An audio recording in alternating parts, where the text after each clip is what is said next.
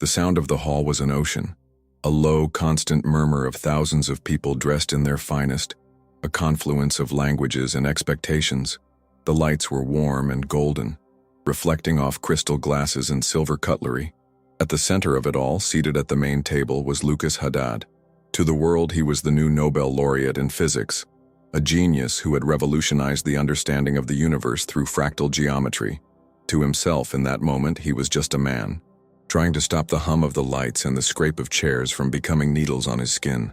He picked up a white linen napkin and a pen he carried in his pocket. With his head slightly tilted, he began to draw. They were not words, not numbers. It was a spiral, branching into smaller spirals, which in turn divided into identical yet infinitely smaller patterns. A mathematical fern blooming on the fabric. As the committee president spoke on stage about his innovative vision and unparalleled brilliance, Lucas was completely immersed in the comforting logic of his drawing. The outside world faded, the ocean of sound became a distant stream. The pattern was all that mattered. It was his anchor in the sensory storm of that gala night in Stockholm. And from where are you watching this story today? Let us know in the comments. And if you don't want to miss stories like this, that reveal the strength behind appearances, subscribe to the channel right now. You won't want to miss what's next. The first time Nora Clark held her son, Lucas, she felt a connection that transcended anything she had ever known. He was small, quiet, and his eyes seemed to hold an ancient wisdom. In the early years, this quietness was interpreted as docility. "He's such a calm baby," relatives would say. "So well behaved." But as Lucas grew, the baby quietness transformed into a child's silence that worried Nora. He didn't babble like other babies. He didn't point to the things he wanted. Instead, his eyes would follow the shadows on the wall, the cracks in the sidewalk, the way water formed circular patterns as it ran down the drain. The world, for little Lucas, was an overwhelming symphony. Nora began to notice. The hum of the refrigerator, which for her was background noise, made Lucas flinch and cover his ears. The tag on a new t-shirt could ruin an entire day, its rough texture a constant aggression against his skin. The fluorescent lights of the supermarket made him dizzy and irritable. Her husband, Daniel Antonis, a pragmatic and loving man, tried to rationalize. "It's just a phase, Nora. He's sensitive, that's all. All boys are different." But Nora felt it was more than that. It was as if Lucas was tuned to a different frequency, one that picked up all the static of the world with painful intensity. His language wasn't made of words, but of patterns. He would spend hours lining up his toy cars, not by color or size, but by the way light reflected off their windshields. He created long, winding rows of building blocks following an internal logic that no one else could decipher.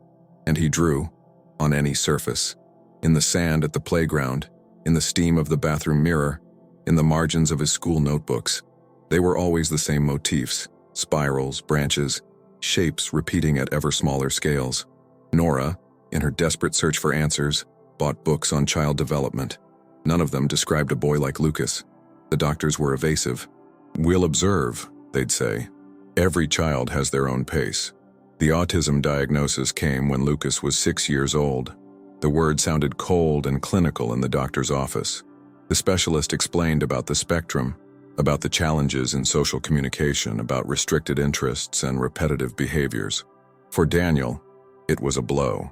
The word autistic sounded like a sentence, a label that would limit his son's future.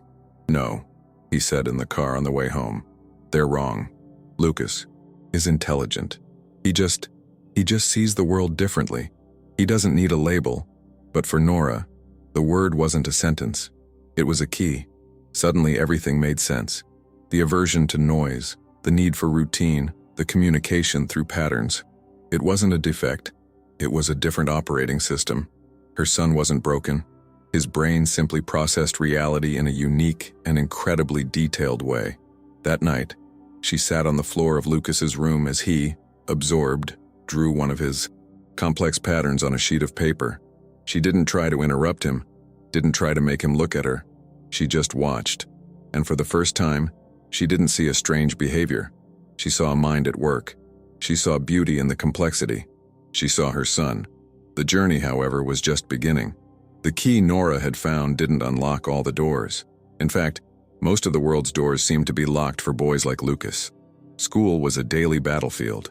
Teachers, with the best intentions, couldn't understand why he didn't respond when called by name in a noisy room, or why he panicked during the fire alarm.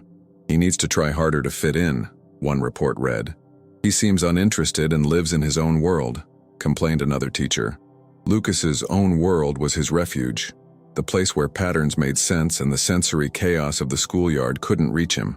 To survive, he clung to his drawings, his rituals, like a castaway to a piece of driftwood, and the world around continued to try and rip that driftwood from his hands, insisting he should learn to swim in the turbulent waters like everyone else, without understanding that he was already drowning. Nora's love was the only lifeboat, but she felt so small rowing against the tide of incomprehension.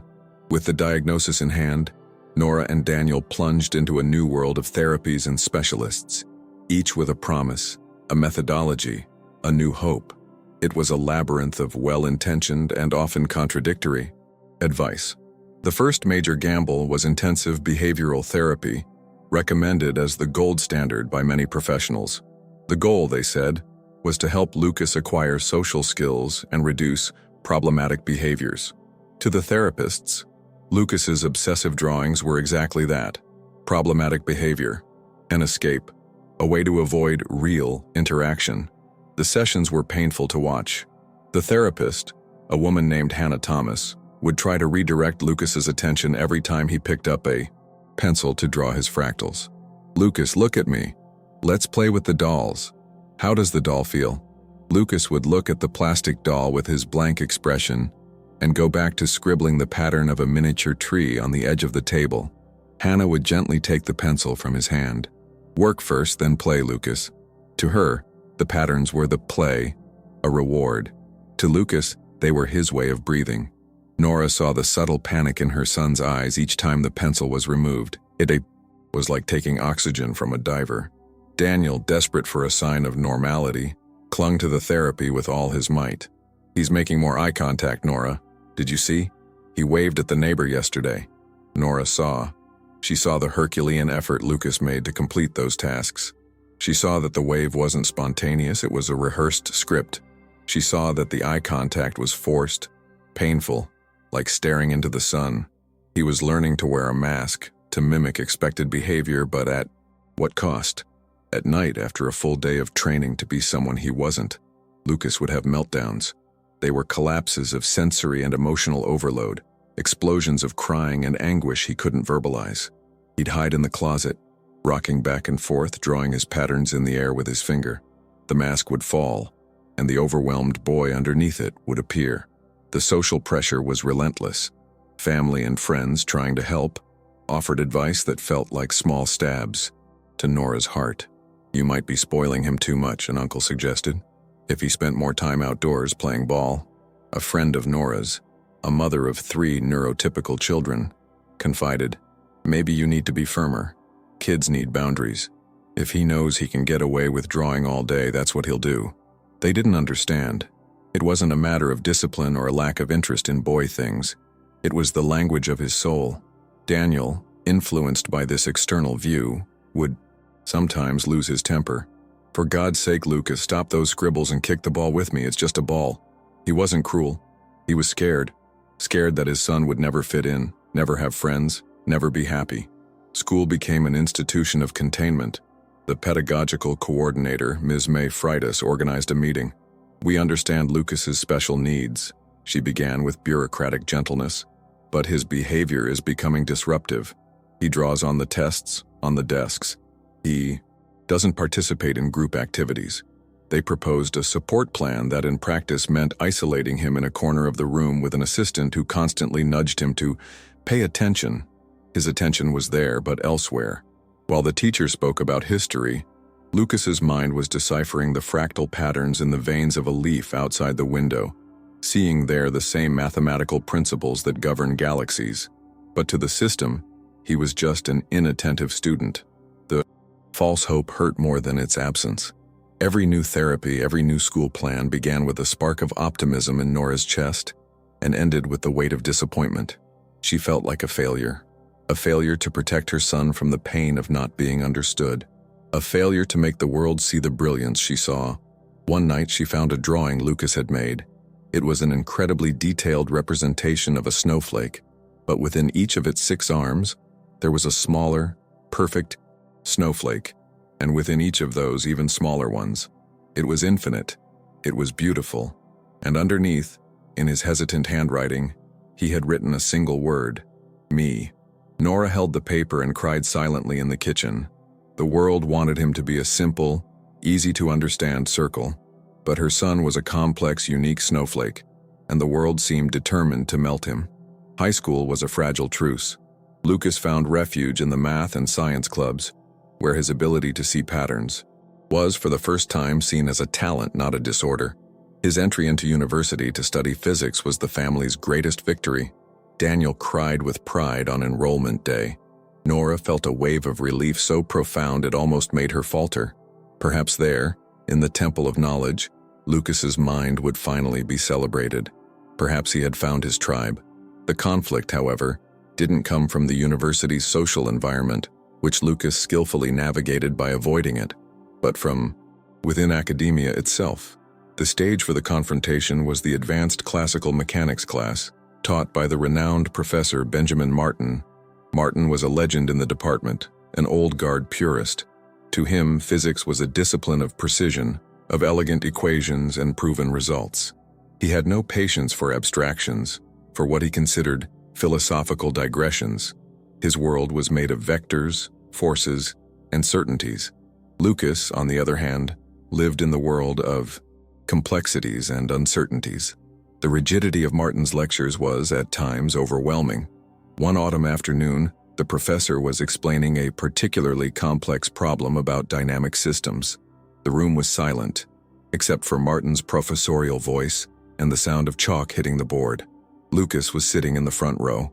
The flow of information was too intense. The professor's words, the equations, the subtle hum of the lamps, everything began to merge into white noise in his mind.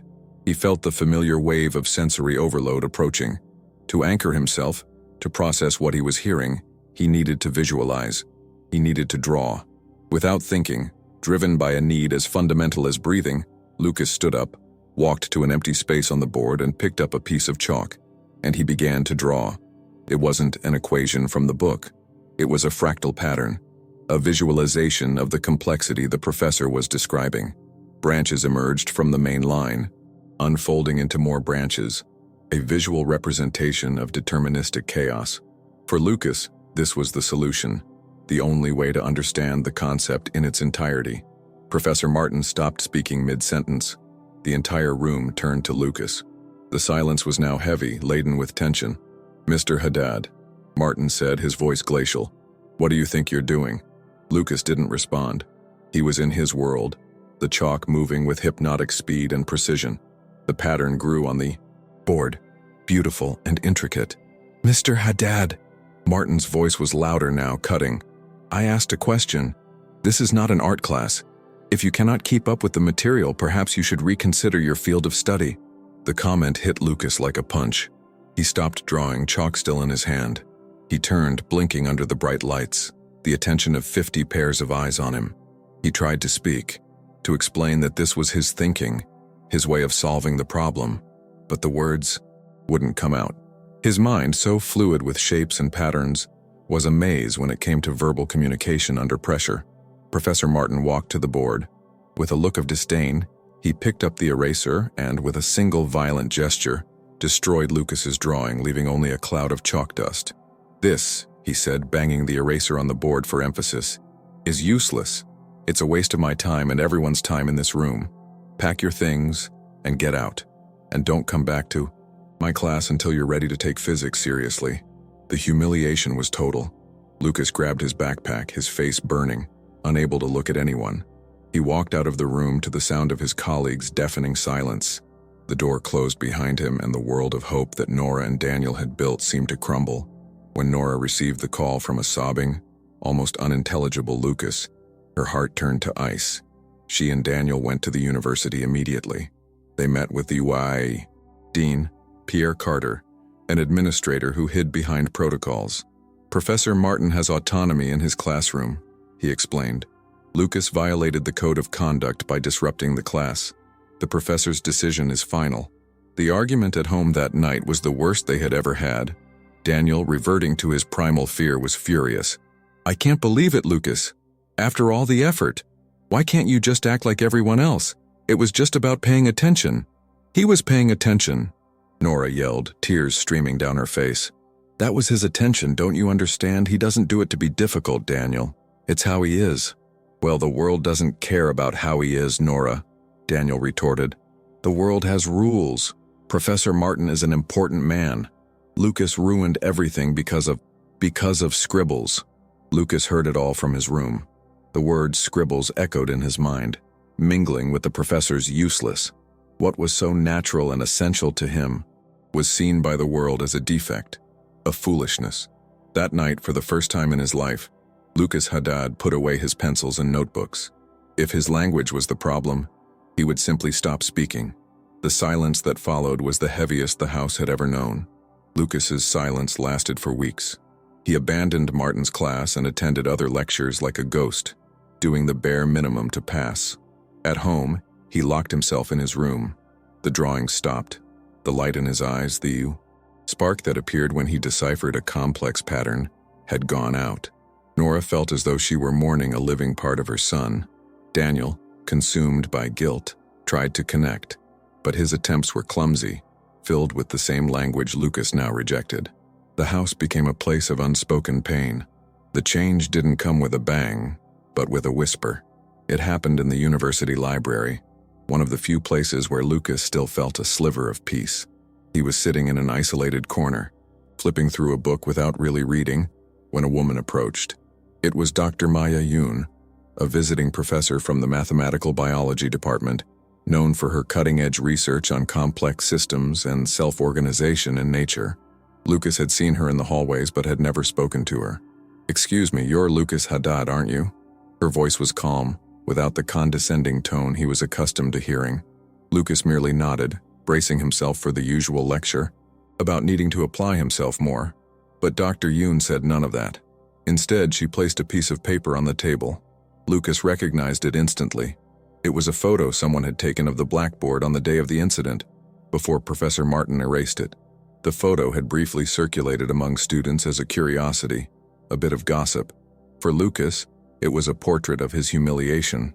"I saw this," Maya said, pointing to the fractal pattern. "A colleague from the physics department showed it to me, laughing, as an example of some students' weirdness. But I didn't see weirdness."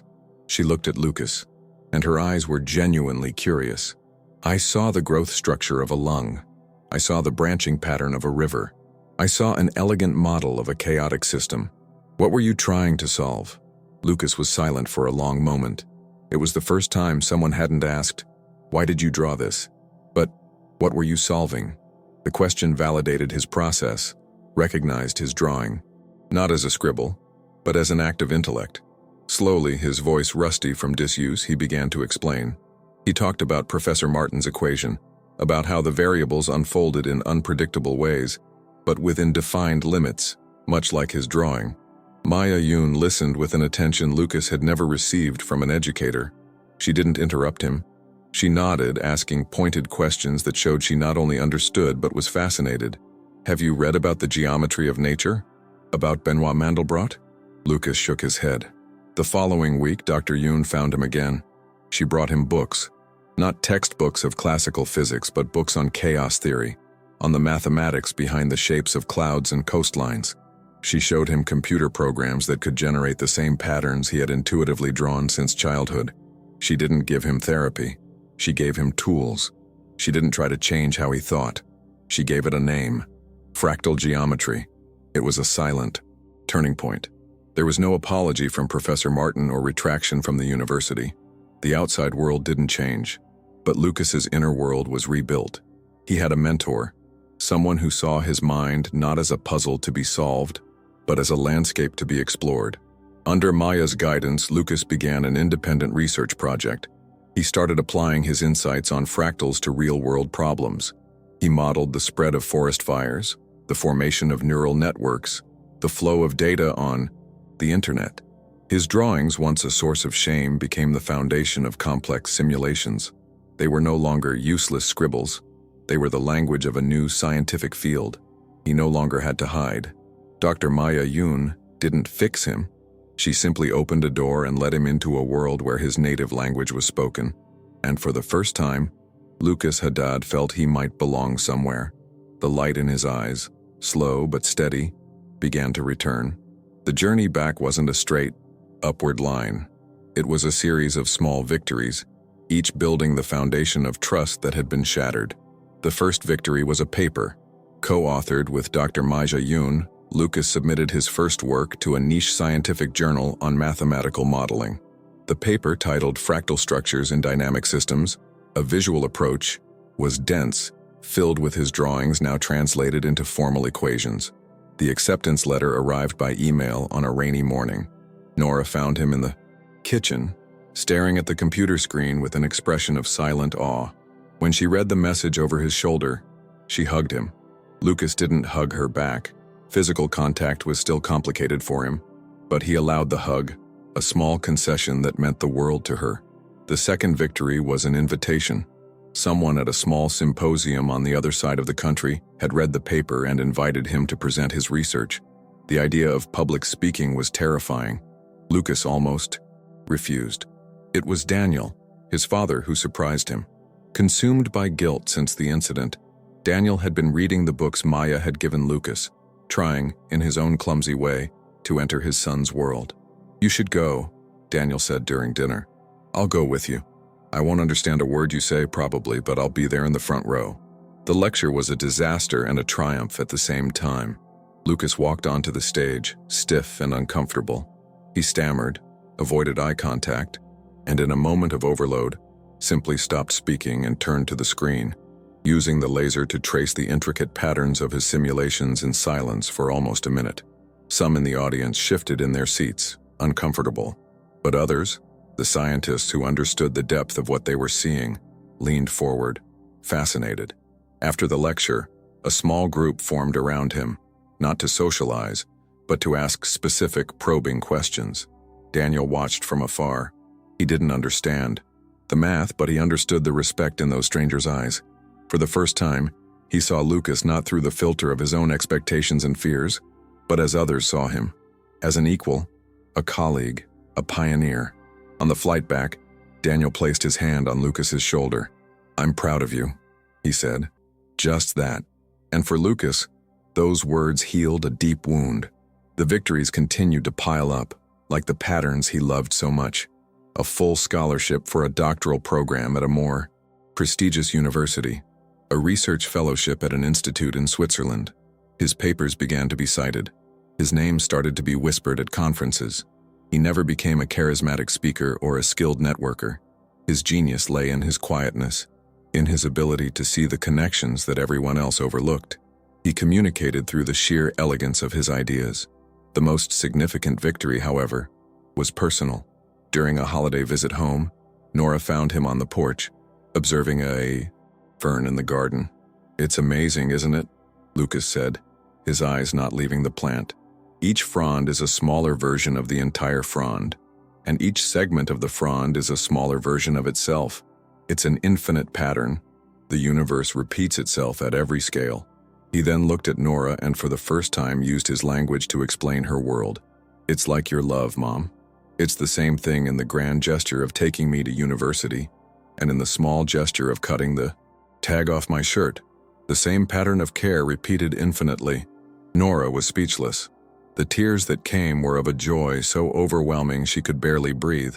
All her life, she had tried to learn his language. In that moment, he used his language to speak directly to her heart. It was no longer about surviving, about adapting, about fighting the world. It was about flourishing.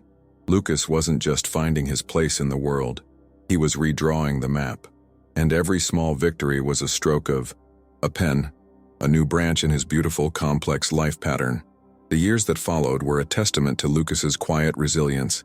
His research flourished, expanding from theoretical physics to biology, economics, and even art.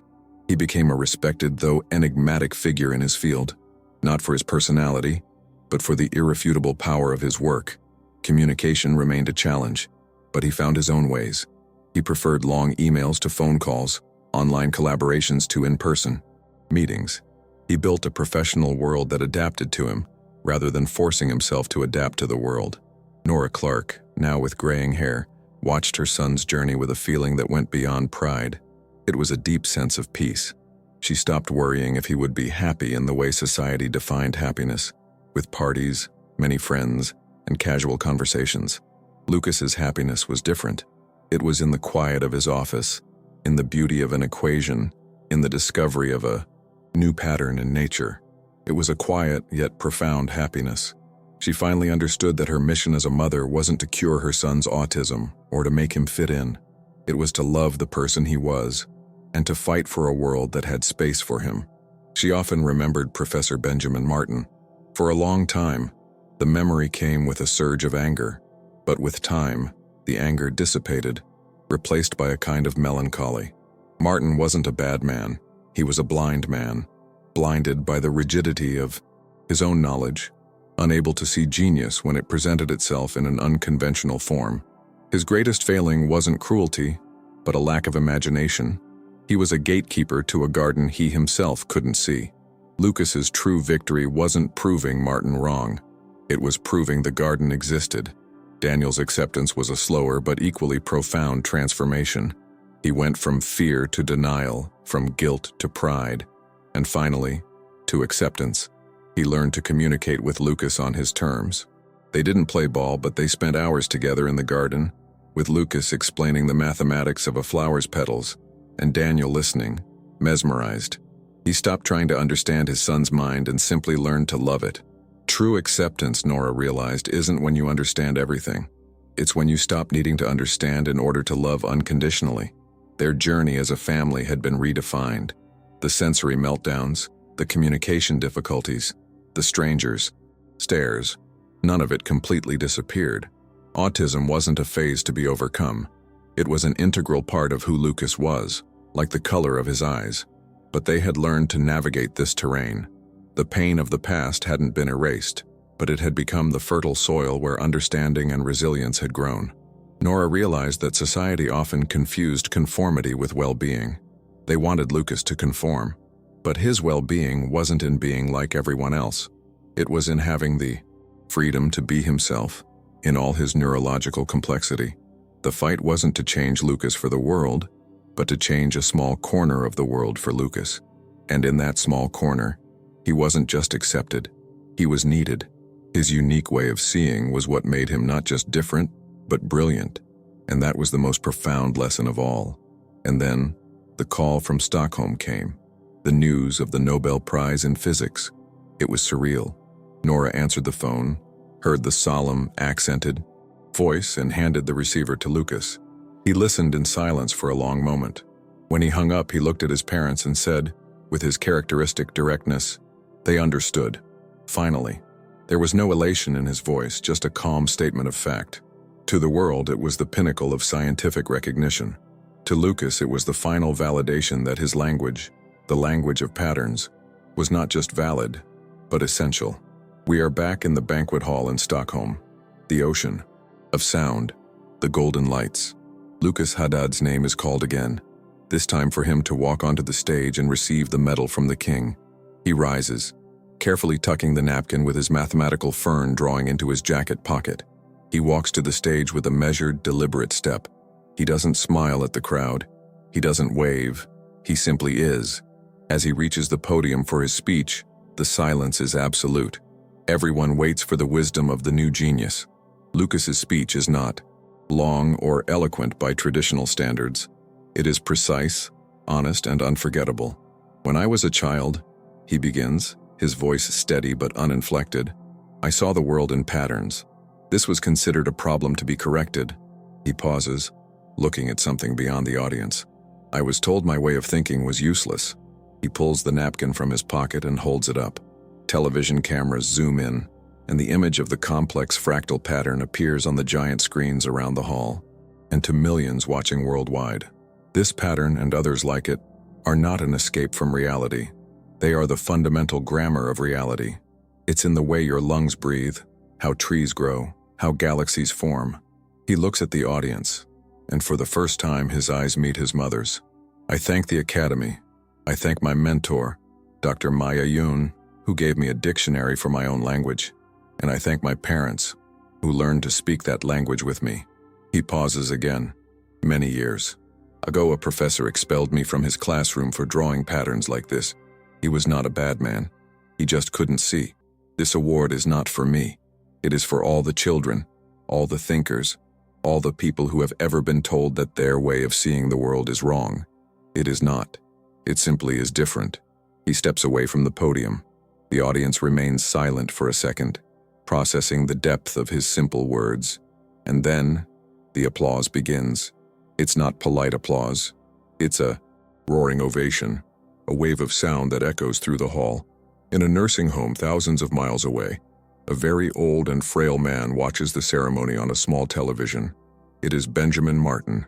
Silent tears trickle down his wrinkled face, tears of a vast and complex regret. Lucas returns to his table. He doesn't bask in the applause. He sits down and, next to Nora, takes her hand. A simple gesture, a small victory. Nora squeezes his hand, and in that touch, their entire journey is contained. The pain, the struggle, the love, and finally, the beautiful, quiet victory.